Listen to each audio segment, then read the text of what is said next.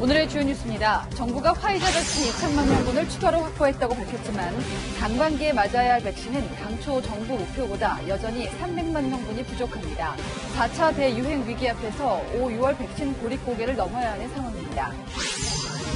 아카데미 시상식이 내일 오전에 열립니다. 미나리가 6개 부문 후보에 올라 있는 가운데 여우조연상에는 윤여정의 수상이 유력하게 거론되고 있습니다. 정부 여당이 재산세 감면 상한선을 6억 원에서 9억 원으로 상향하는 등 1주택자 세 부담을 완화하는 방안에 대해 본격적인 논의에 착수했습니다. 당정은 다음 달에 국회 통과까지 마무리 짓겠다는 계획입니다. 강원랜드가 있는 정선군 마을이 담보로 맡겨놓은 차량들 때문에 골치를 앓고 있습니다. 주민들이 주차할 공간을 찾지 못할 정도로 도로 곳곳에 방치되고 있습니다. 지역 주민들은 오히려 주차하려면은 온 사방 몇 바퀴를 동네를 돌아야 돼요. 북한도 90년대 이후 태어난 MZ세대 관리에 비상에 올렸습니다. 전 평양교대 영국대사의 부인을 인터뷰했습니다.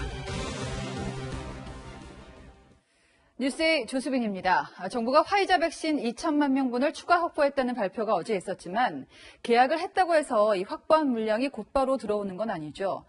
빨라도 7월은 지나야 한다지만 정작 이미 우리가 확보한 물량도 당초 계약분보다 부족합니다. 이대로는 상반기에 백신 보릿고개를 견뎌야만 하는 상황인 거죠. 먼저 이현수 기자입니다.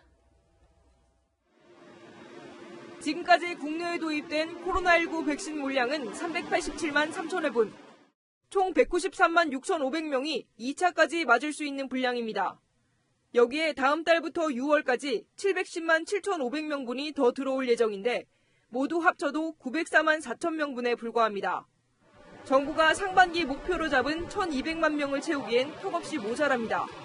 화이자 백신만 놓고 봐도 물량 부족은 더 확연하게 드러납니다. 2분기까지 들어올 물량은 350만 명분인데 접종 대상자만 이미 380만 명이 넘습니다. 한 달 이상 기다렸으니까 벌써 백신이 간 지가 벌써 언제예요. 한번 가보니까 우리도 기다리고 있다. 여기에 아스트라제네카 접종 대상에서 빠진 20대 64만 명도 다른 백신을 맞아야 합니다. 정부가 어제 2천만 명분을 추가로 구매했다고 밝혔지만 공급 시기는 빨라야 7월이어서 상반기 백신 보릿고개를 해소하긴 어려워 보입니다. 10월부터는 이번에 계약에 따른 파이자와 모더나, 노바백스, 얀센 백신의 본격적인 공급이 계획되어 있습니다. 우리나라의 백신 1차 접종률은 4.4%로 여전히 한 자릿수. 전 세계적 백신 수급이 불안정한 가운데 약속된 3분기 공급 예정 물량마저 밀린다면 정부가 공언한 11월 집단 면역도 차질이 불가피하다는 지적입니다. 채널A 뉴스 이현수입니다. 네, 방금 들으신 대로 정부 여당은 여러 차례 11월 집단 면역을 공언해 왔고요. 이제 물량을 확보했으니 접종 속도를 올리겠다고 강조했습니다. 야당은 말만 앞세우지 말고 구체적인 시간표부터 내놓으라고 받아쳤습니다. 최성 기자입니다. 정부는 우리나라 인구의 약 2배인 9,900만 명분의 백신이 확보된 만큼 이제는 최고 속도 백신 접종에 나서겠다고 강조했습니다. 특단의 방역관리 조치, 둘째로 최고 속도의 백신 접종 두 가지에 방역 역량을 집중하고자 합니다. 더불어민주당도 백신 수급에 대한 과도한 불안을 잠재우겠다며 접종 속도를 높이는 데 주력하기로 했습니다. 민주당 백신 수급 점검단 관계자는 물건이 들어왔는데 접종 체계 때문에 늦어지면 안 되니 이것부터 점검하겠다고 밝혔습니다. 백신 수급의 문제보다도 오히려 접종센터, 접종 속도의 문제, 시스템의 문제가 있었다면 빨리 개선해야 되고. 문재인 대통령도 지난 21일 수급에 대한 불안보다는 속도감 있게 접종하지 못하는 게 더 문제라며 백신 물량보다 접종 과정을 지적하기도 했습니다. 내일 백신 당정에서는 지자체의 접종 재량권을 확대하고 인력을 확충하는 등 접종 속도를 높이는 방안을 논의할 예정입니다. 국민의힘은 확보한 백신 물량을 언제 접종할 수 있는지 구체적인 날짜부터 제시하라고 따졌습니다.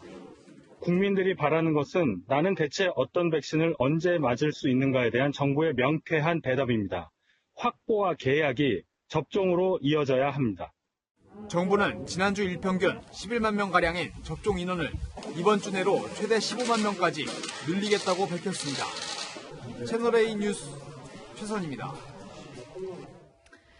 이번 주가 향후 코로나19 상황을 가를 분기점이다. 오늘 홍남기 총리 권한대행의 말입니다. 하지만요, 정작 내일부터 경북 12개 시군에서 5인 이상 집합금지 조치가 시범적으로 풀립니다. 숨통이 트인다, 반갑다는 반응도 있지만 너무 섣부르다는 우려도 만만치 않습니다. 배윤미 기자입니다. 경북 예천군에 있는 식당, 점심시간이지만 텅 비었습니다. 관공서가 가까워 단체 손님이 적지 않지만 5인 이상 사적 모임 금지로 받지 못한 지 오래입니다. 학생들이 전준으로 와가지고 한 40명 와가지고 우리가 이제 밥을 먹자 해도 저들이 불가피하게 못 받았는 게 그게 굉장히 하지만 내일부터는 숨통이 트일 전망입니다. 경북 지역 12개 시군이 내일부터 새로운 사회적 거리 두기 시범 적용에 들어가면서 5인 이상 사적 모임 제한을 없애기로 한 겁니다. 그래도 8명까지 풀리면 좀 나을까요? 한결 낫죠. 그렇게 그걸 희망하고 있습니다. 이들 12개 시군의 이달 신규 확진자가 14명뿐이고 인구 밀도가 낮아 감염 확산 우려도 상대적으로 낮다는 판단에 따른 겁니다. 다만 시군이 9명 이상부터는 자율적으로 집합금지를 결정할 수 있습니다. 일단 일주일간 시범 운영해 본다지만 규제가 약한 지역으로 사람들이 몰리는 부작용을 우려하는 목소리도 있습니다. 지금 제가 서 있는 곳은 안동시, 이게 건너편은 예천군입니다.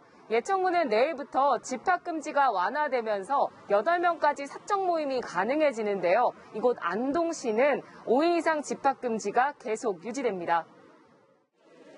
게다가 12개 시군 중 6개 지역의 백신 1차 접종률은 75세 이상이나 요양병원 종사자 등 지금까지 접종 대상자의 10%대에 머물고 있어 이번 실험이 성공할 수 있을지 관심이 모아지고 있습니다. 채널A 뉴스 배윤입니다. 네, 이렇게 거리 두기를 푸는 것에 아직은 조심스러울 수밖에 없는 게요. 전 세계적으로 여전히 신규 확진자가 쏟아지기 때문입니다. 1일 기준 89만 명, 사상 최대치를 찍었습니다. 자, 아비 규환인 인도부터 보여드릴 텐데 가장 많은 백신을 확보한 미국이 세계인들에게 물량을 풀게 될까요? 황가람 기자입니다. 한 남성이 바닥에 드러누운 채 병실을 내달라고 애원합니다.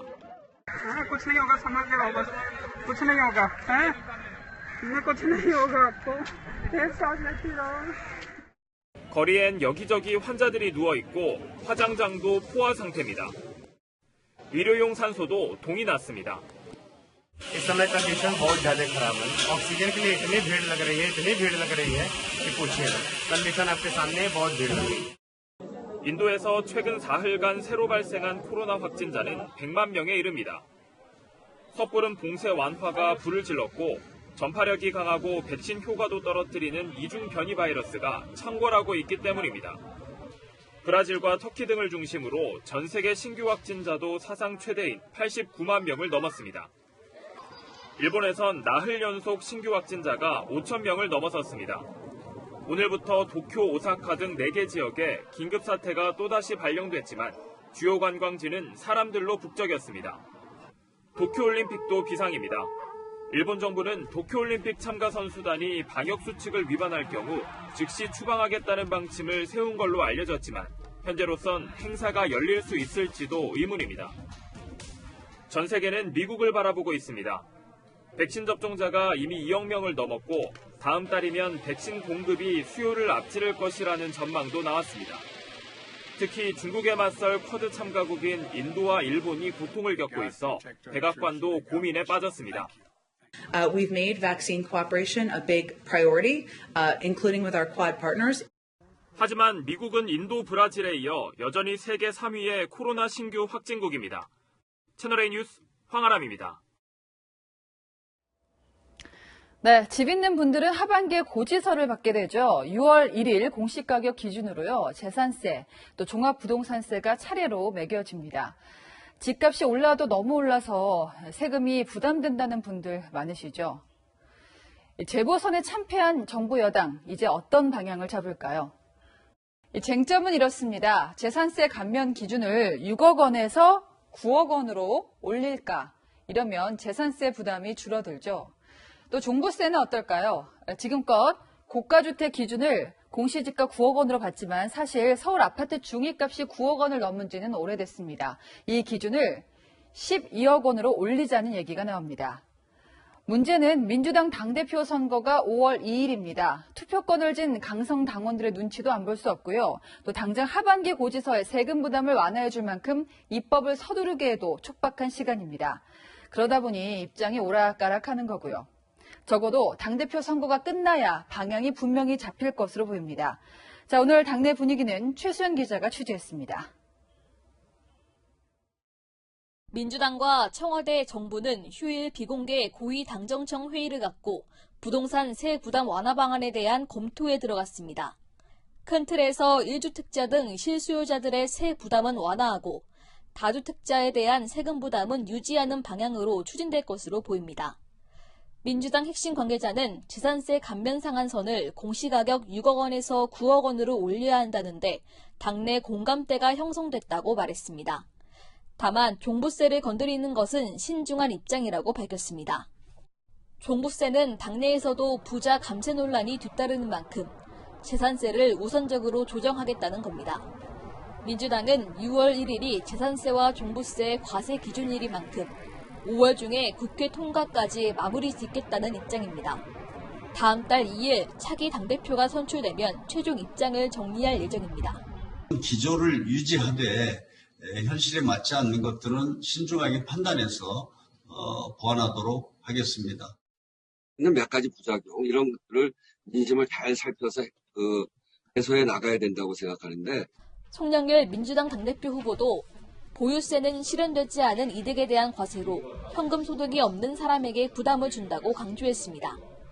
민주당은 모레 부동산 관련 4개 상임위원장과 전문가로 꾸려진 부동산 특위 첫 회의를 열고 당 입장 정리에 나섭니다. 채널A 뉴스 최수연입니다. 가상화폐를 인정할 수 없다는 말이 젊은이들에게는 나의 절박함을 인정 못한다, 이런 얘기로 들렸습니다. 은성수 금융위원장은 사퇴하라는 국민청원마저 등장했습니다. 사회 초년생이 일만 해서는 도저히 내 집을 마련할 수 없는데 가상화폐라든 롤러코스터라도 탈 수밖에 없지 않느냐, 누가 우리를 이 길로 몰았느냐. 자, 가상화폐 코인 시장에 뛰어든 이른바 코린이들의 목소리를 들어봤습니다. 안건우 기자입니다. 잘못된 길로 가면은 어른들이 이야기를 해줘야 된다고 저는 생각을 하고요. 20, 30대는 가상화폐 투자는 잘못이라는 은성수 위원장에게 이렇게 말합니다. 기존의 세대에서는 굉장히 고금리였고 성장을 빨리 하는 시기였고 현재는 뉴 노멀이라고 하는 저금리에다가 저성장에 청년은 기성세대에 비해서 돈을 벌거나 더 불릴 수 있는 그런 기회들이 좀 적어졌다 보니까 선택의 폭을 그나마라도 넓힐 수 있는 재테크의 한 종류라고 좀 좋게 받아들이고 있거든요. 청와대 게시판에선 은 위원장의 자진 사퇴를 요구하는 국민청원까지 등장했습니다. 부동산으로 자산을 불려놓고 가상화폐는 그만두라 가르치는 어른답게 배울 게 많다는 조소엔 사흘 만에 11만 명 넘게 동의했습니다. 분노엔 또 다른 이유도 있습니다. 보호해야 된다 이런 거는 저는 생각이 않습니다. 그림을 사고 파는다고 할 때 그림을 사고 파는 데에서 양도차익이 있으면 저는 세금을 내는 걸로 알고 있는데 떨어진 거에 대해서 책임을 져주냐는 건 아니거든요. 세금을 부여를 한다는 거는 자산 관리의 일종으로 보겠다는 의견도 있는 것 같은데 완전한 보호를 해줄 필요는 없지만 아예 인정을 하고 투기가 아닌 투자로 그런 형식으로 바꿔야겠죠. 은 위원장 발언에 미국의 증세 소식까지 전해지며 추락했던 가상화폐 시장은 주말 내내 등락을 반복하는 상황. 청년들은 가상화폐 시장이 마지막 탈출구일지 모른다고 하소연합니다. 어쩔 수밖에 없는 현실인 것 같아요. 집 한 채를 우리가 이제 살아가면서 온전히 가질 수 있을까? 어떤 그런 불안감과 달감? 이런 것들에 많이 시달리고 지금 저희 세대가 조금 힘들어하고 있다는 거를 알아주셨으면 좋겠습니다. 채널A 뉴스 안건우입니다. 네, 이런 논란을 넘어서요, 말 그대로 도박의 그늘이 짙게 들이운 곳이 있습니다. 치워도 끝이 없다. 쓰레기도 낙엽도 아닙니다. 자동차가 엄청나게 쌓인 이곳은 강원도 정선 카지노장 일대입니다. 전당포에 차를 잡히고 도박한 사람들이 그냥 그대로 내버려뒀습니다. 강경모 기자가 현장 취재했습니다. 정선군 강원랜드 인근 농가 주변 길가에 차량들이 세워져 있습니다. 다가가 보니 앞유리창 밑에 마른 낙엽과 잔가지가 수북히 쌓여 있습니다. 장기간 운행을 안 한 듯 타이어에 바람이 빠져 있거나 바퀴 안쪽으로 거미줄이 보이는 차량도 있습니다. 강원랜드 주변에도 먼지가 수북히 쌓인 채 번호판이 없는 차량들이 그대로 방치되어 있습니다. 승용차부터 트럭까지 종류도 다양합니다. 대다수가 강원랜드 카지노 이용자들이 전당포에 담보물로 맡겼다가 돈을 못 갚아 소유권이 넘어간 차량입니다. 연식이 오래돼 처분이 어렵다 보니 전당포가 방치하거나 세금이 밀려 정부가 번호판을 영치해간 차들이 많습니다. 돈을 못 갚아서 전당포에서는 이 차량을 관리할 수가 없어가지고 이렇게 방치를 하게 되는 경우가 많고요. 주민들은 방치된 차량 때문에 주차 공간이 부족하다고 호소합니다. 지역 주민들은 오히려 주차하려면은 온 사방 몇 바퀴를 동네를 돌아야 돼요. 정성군이 방치 차량을 견인해 폐차장으로 보내면서 이 지역 폐차장도 포화 상태에 이르고 있습니다. 정성군이 2018년부터 지난해까지 강제로 정리한 방치 차량은 모두 101대. 그런데 올해 들어 견인한 차량만 이미 123대에 이릅니다. 지난 2000년 강원랜드 카지노 개장 이후 급증한 방치 차량 문제는 좀처럼 개선되지 않고 있습니다. 장기간 불법 주차 등이 지역 활성화의 저해 요인으로 작용하고 있습니다. 강원랜드와 정선 주민들이 상생할 수 있는 대책을 마련해야 한다는 목소리가 커지고 있습니다. 채널A 뉴스 강경모입니다. 13시간 뒤에 열릴 미국 아카데미 시상식, 올해 더 관심이 가는 이유가 있죠. 윤여정 씨가 여우조연상 트로피를 거머쥘지, 일단 현재 분위기는요, 기대감을 갖게 합니다. 김태혁 기자입니다. 93회 아카데미 시상식 준비로 미국 로스앤젤레스는 분주합니다. 코로나19로 통제된 곳이 많지만 취재 열기는 벌써 달아오르고 있습니다. 영화 미나리를 통해 한국 배우 최초로 아카데미 여우조연상 후보에 오른 윤여정은 수상이 유력한 상황입니다. 할리우드의 각종 시상식 결과를 점치는 사이트에서 압도적인 1위를 차지했고 뉴욕타임스도 현재는 윤여정이 선두라며 수상을 예상했습니다. 윤여정은 한국 할머니의 매력을 개성 있게 표현했고 솔직하고 유쾌한 멘트는 사람들의 마음을 사로잡았습니다.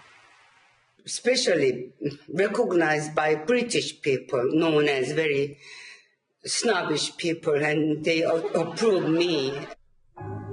미나리라는 영화 자체가 다양성을 강조하는 아카데미의 변화에 맞아떨어진다는 분석입니다.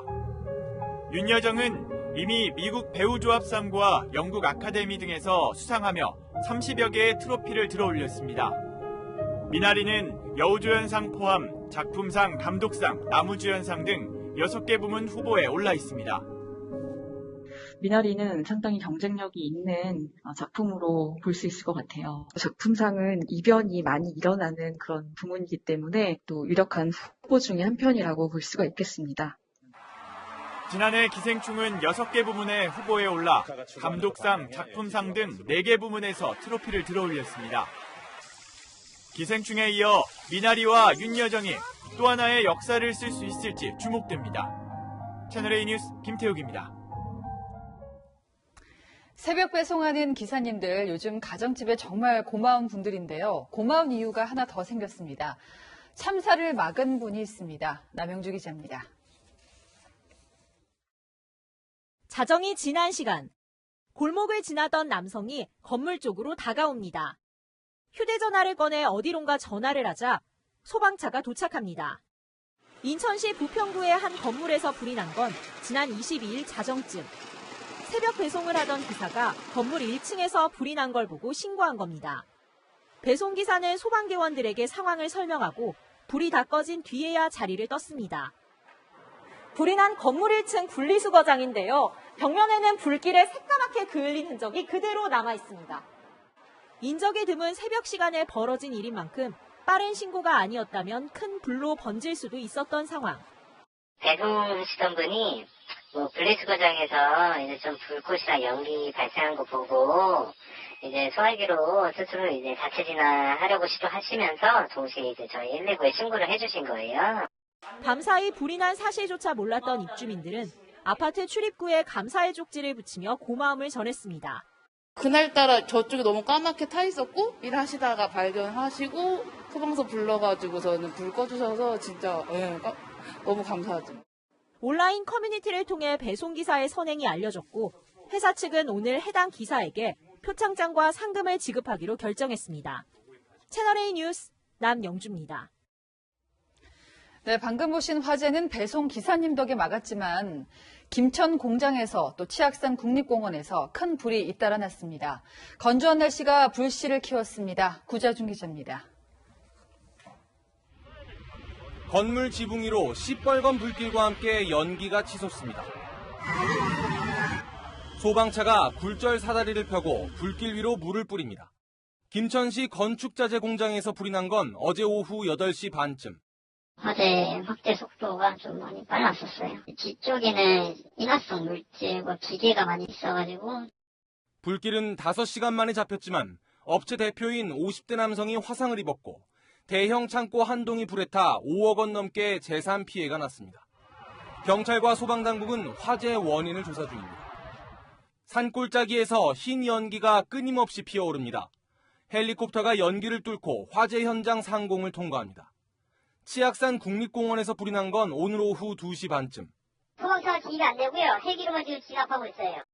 소방당국은 헬기 5대를 투입해 화재 발생 3시간 만에 큰 불길을 잡았습니다. 소방관들이 잿더미로 변한 집안 내부에서 타다 남은 나무들을 꺼냅니다. 어제 오후 7시 20분쯤 전북 익산시 주택에서 난 불은 보일러실 등을 태우고 40분 만에 꺼졌습니다. 소방당국은 나무를 연료로 쓰는 화목 보일러에서 불이 시작된 걸로 보고 있습니다.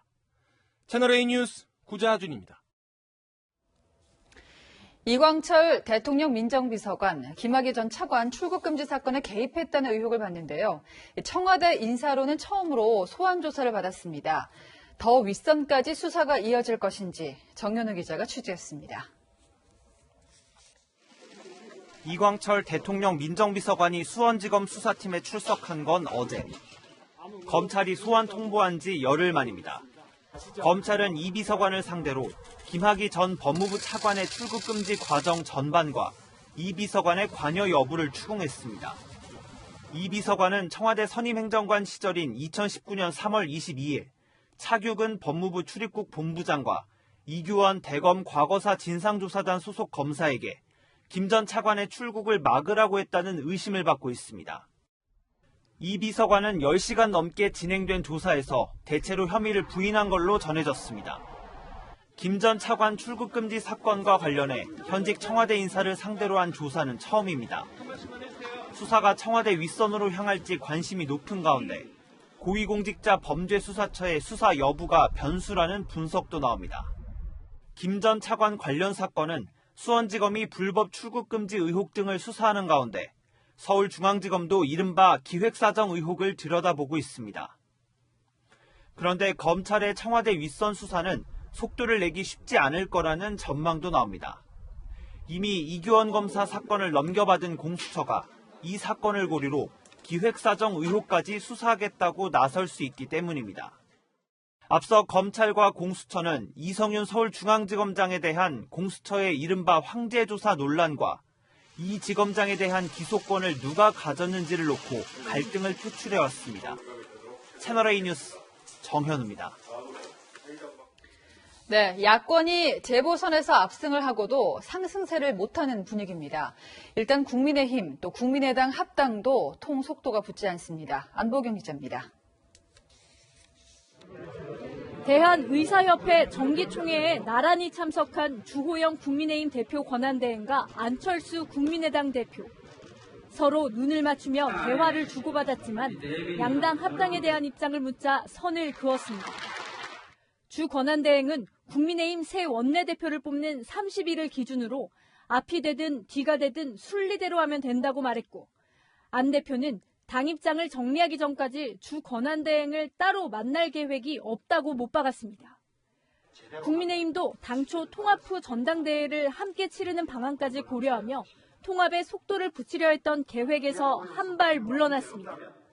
통합 일정이 빨리 되면 통합 후에 전당대회가 될 것이고, 통합을 찬성한다고 했기 때문에 절차가 진행되는 대로 순리적으로. 안철수 국민의당 대표는 오늘 서울 당원 간담회를 마지막으로 야권 통합과 관련한 의견 수렴을 마쳤습니다. 당원분들의 의사를 반영하는 그런 형태로 의사결정을 하고자 합니다. 내일 최고위원회에서 의논을 하면서 가닥을 잡겠습니다. 앞선 비공개 간담회에서 안 대표는 국민의힘 새 지도부가 구성되면 통합 논의를 하는 게 순리라는 입장을 밝힌 것으로 알려졌습니다. 최근 두 전직 대통령 사면론 등으로 국민의힘 지지율이 하락세로 돌아선 것도 서두를 필요가 없다고 판단한 배경으로 풀이됩니다. 두 당 모두 급하지 않다며 통합 속도 조절에 나서면서 합당 논의가 장기화될 수 있다는 전망도 나옵니다. 채널A 뉴스 안보겸입니다.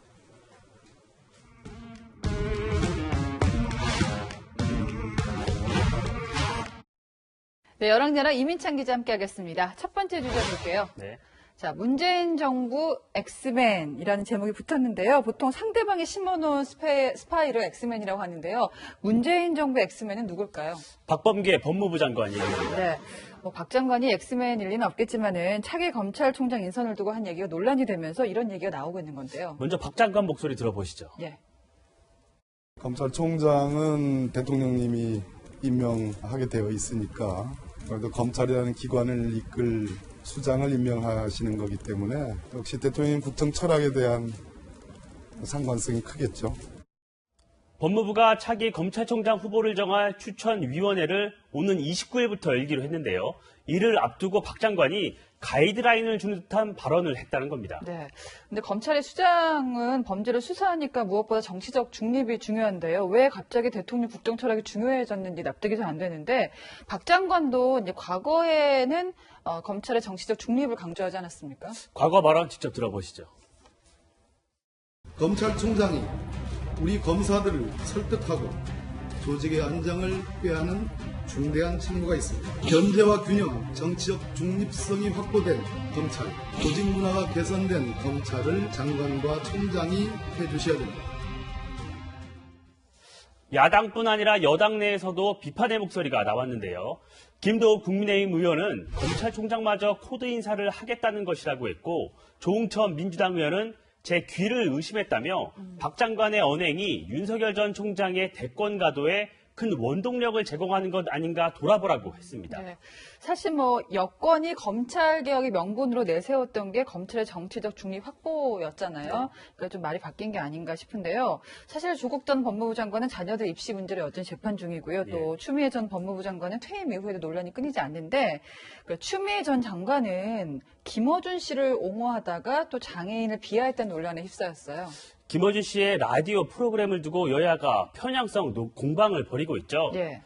추미애 전 장관이 가세했습니다. 추 장관, 외눈으로 보도하는 언론들이 양눈으로 보도하는 뉴스공장을 타박하는 것은 잘못이라고 했습니다.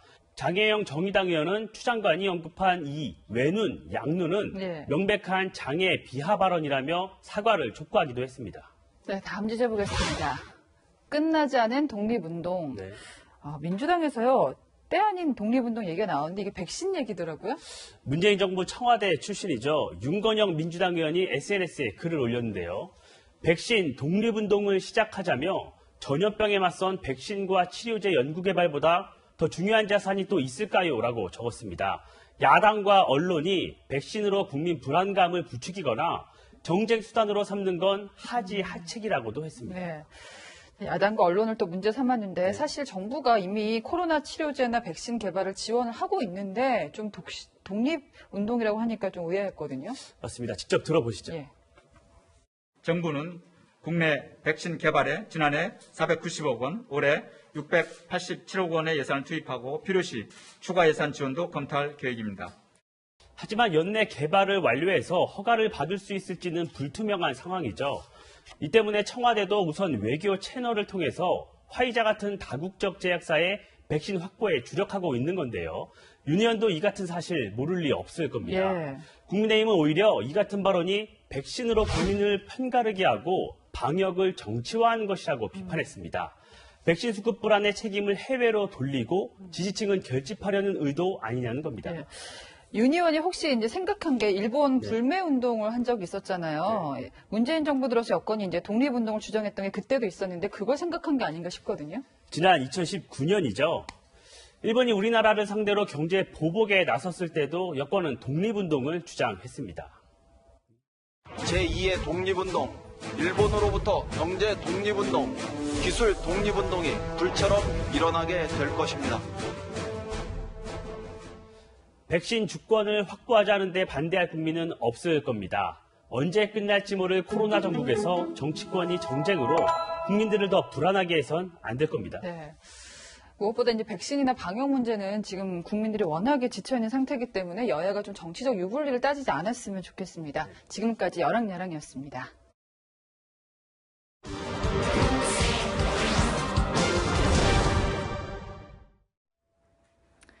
네, 소비 문화와 유행을 바꾸고 직장에서도 또 심지어 투표를 할 때도 강한 목소리를 내는 게 90년대생, 젊은 MZ세대죠. 북한도 그렇습니다. 세습 정치, 또 폐쇄된 사회 분위기에서 점점 멀어진다는 북한 MZ세대 이야기를 취재했습니다. 세계를 보다 박수유 기자입니다.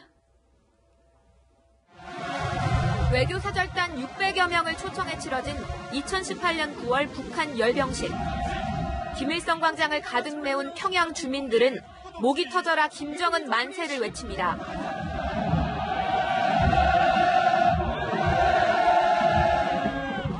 군 수송 트럭이 지나는 평양 도로 양옆에도 주민들이 동원됐습니다. 길면 6개월씩 이어지는 리허설에 평양 젊은이들은 이렇게 스트레스를 풉니다.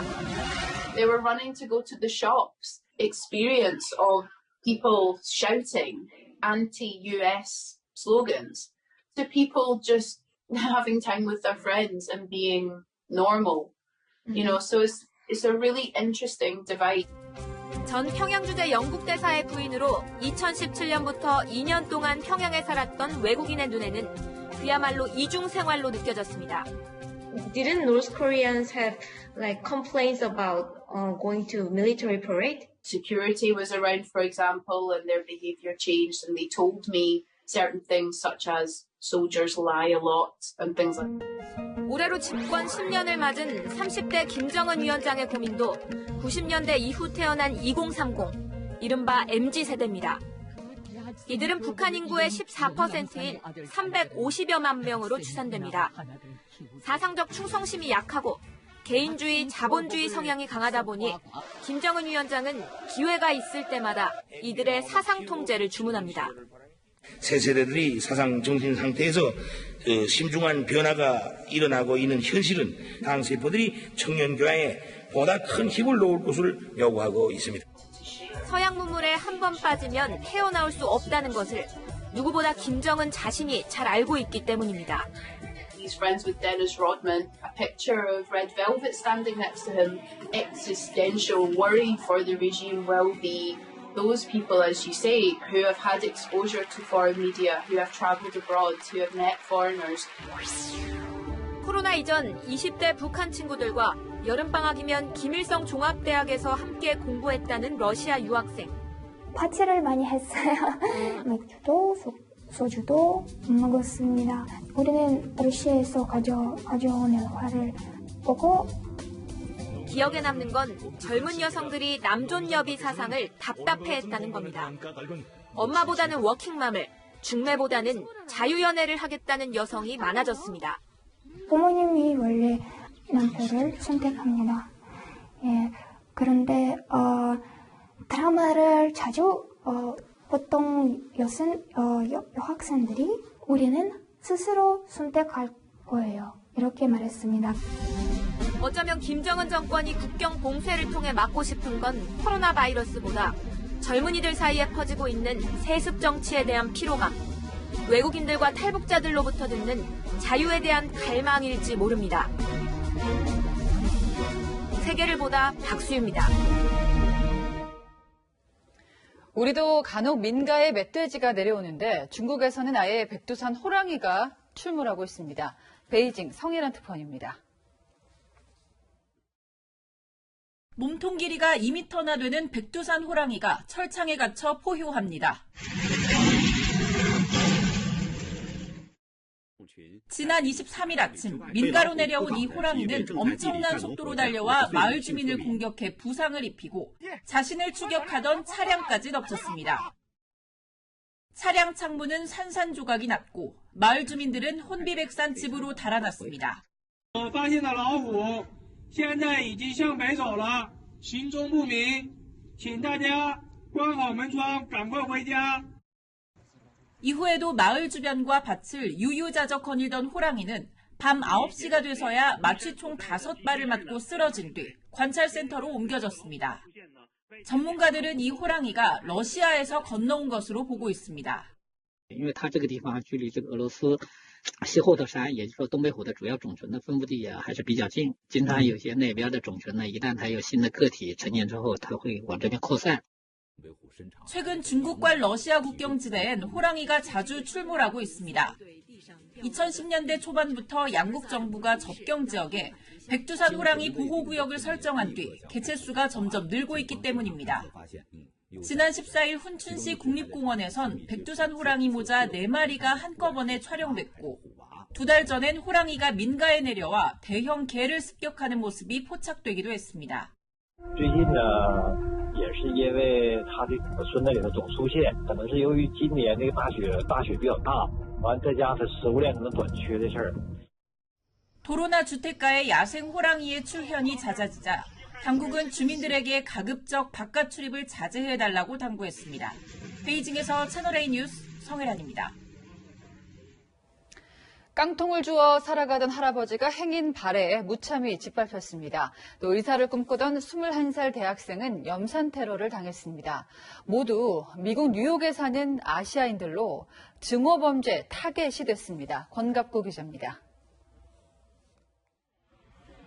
뉴욕 최대 흑인 거주지 할렘에 경찰차들이 모여 있고 통제선이 쳐 있습니다.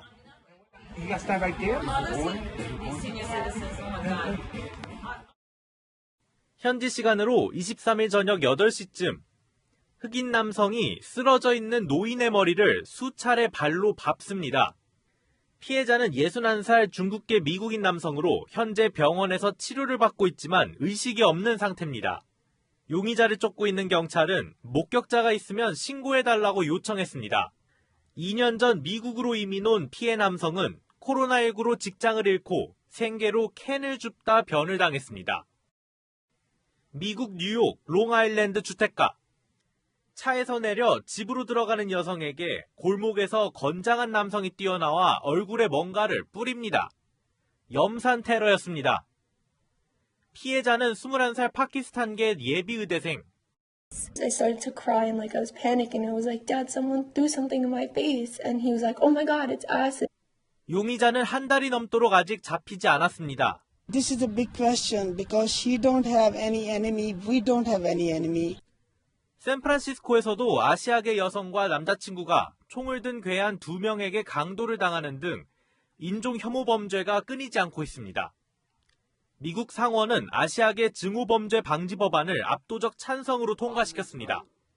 채널A 뉴스 권갑구입니다.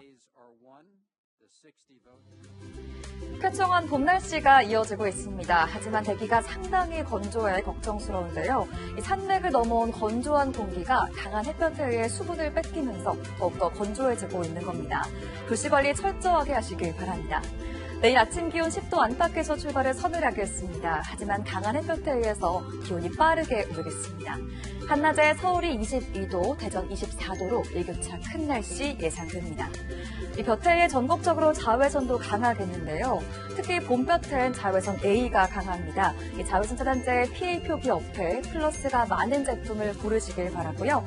잘 발라도 마스크 안쪽에 습기 때문에 빨리 지워질 수 있어서 2시간 주기로 덧바르시길 바랍니다. 당분간 기온 변화 크지 않겠고 화요일엔 호남과 제주에, 수요일엔 전국적으로 비가 오겠습니다. 날씨였습니다. 네, 전 다음 주말에 뵙겠습니다. 내일도 뉴스입니다.